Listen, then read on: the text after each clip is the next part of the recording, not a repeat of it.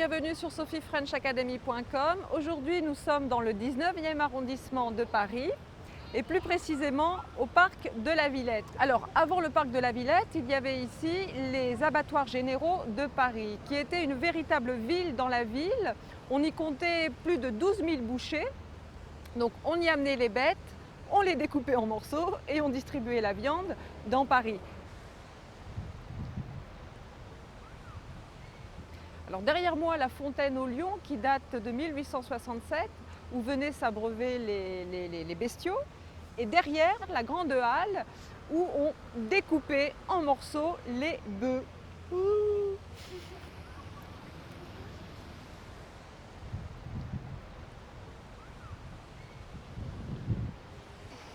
Dans les années 60, l'activité des abattoirs généraux commence à décliner. Et c'est seulement dans les années 80 que la mairie de Paris décide de réhabiliter cette zone devenue friche industrielle. Donc on décide de créer un grand parc urbain qui doit répondre à 3 missions. 1. Édifier un ensemble architectural dédié à la musique. 2. Construire un musée des sciences et techniques. 3. Créer un parc urbain ouvert à tous. Donc derrière moi, par exemple, un magnifique exemple de réhabilitation. La grande halle qui est devenue une salle de concert, d'exposition, de manifestations culturelles.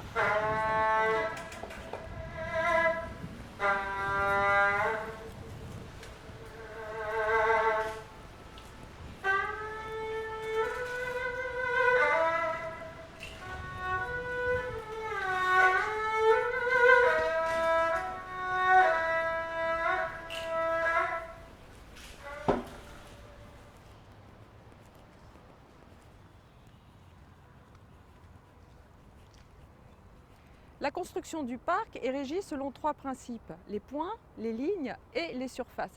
Voilà justement un exemple de surface, de grandes étendues d'herbe où les gens viennent se reposer, se faire bronzer, pique-niquer, jouer au football.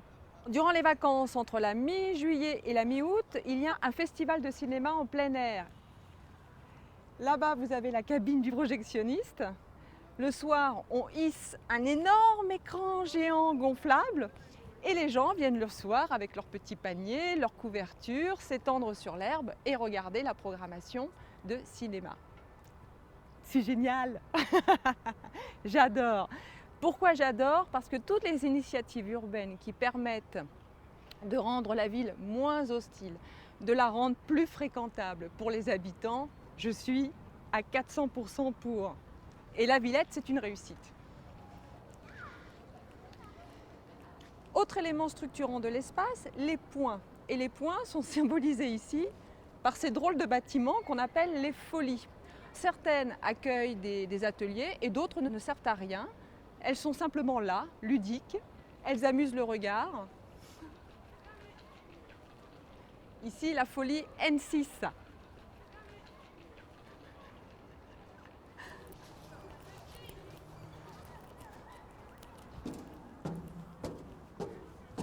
Elle ne sert pas à grand chose, sinon voilà, elle est là, elle existe, elle est belle, elle est ludique, elle est purement ornementale.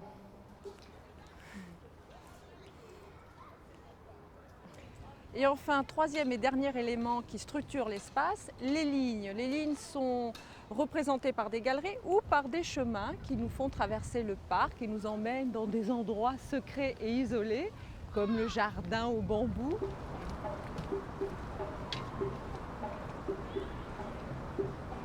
Ici vivent des pandas géants. Non, c'est pas vrai. Si. Oh, ils sont là. On les voit peu, ils sont très timides. Mais si vous êtes patient, peut-être que vous pouvez les apercevoir.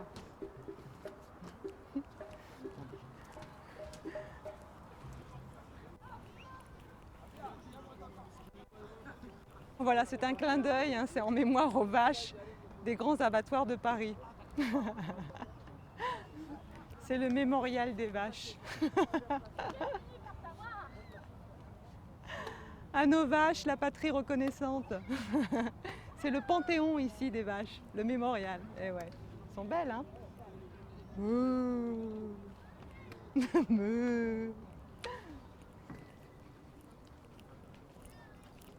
ici, nous sommes le long du canal de l'Ourcq qui sépare la Villette en deux espaces. De ce côté-là, c'est l'espace de la musique, avec la Cité de la musique, le conservatoire, des salles de concert, une scène ouverte là derrière. Et de l'autre côté, c'est la Cité des sciences, avec un musée des sciences et techniques.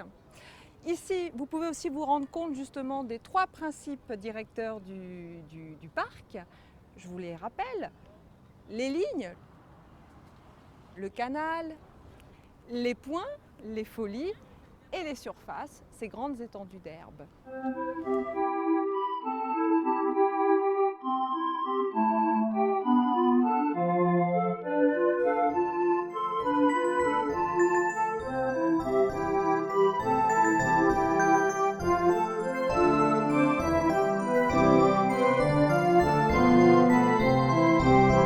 Nous avons traversé le canal de l'Ourcq pour nous retrouver dans la partie scientifique du parc. Derrière moi, cette grosse boule qui nous a été offerte par les extraterrestres. Non, c'est pas vrai.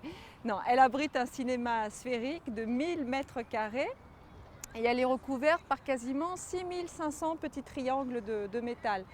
Derrière la géode, la Cité des sciences, qui a pour mission de vulgariser les sciences et les techniques et de les rendre plus accessibles à un plus large public.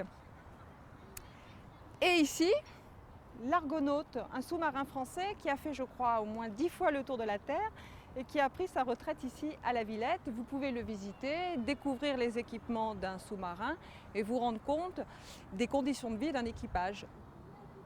Je tenais vraiment à vous montrer cet endroit parce que pour moi, il est très représentatif d'un autre aspect de la beauté et de l'élégance de Paris. Pourquoi? Parce que Paris sait si bien unir le présent, le passé, la modernité, l'ancien, la culture, le divertissement, le savoir, la détente, des espaces de mixité sociale. C'est le Paris que j'aime. Je suis toujours aussi amoureuse de cette ville. Donc venez à la Villette si vous avez un peu de temps devant vous. À bientôt.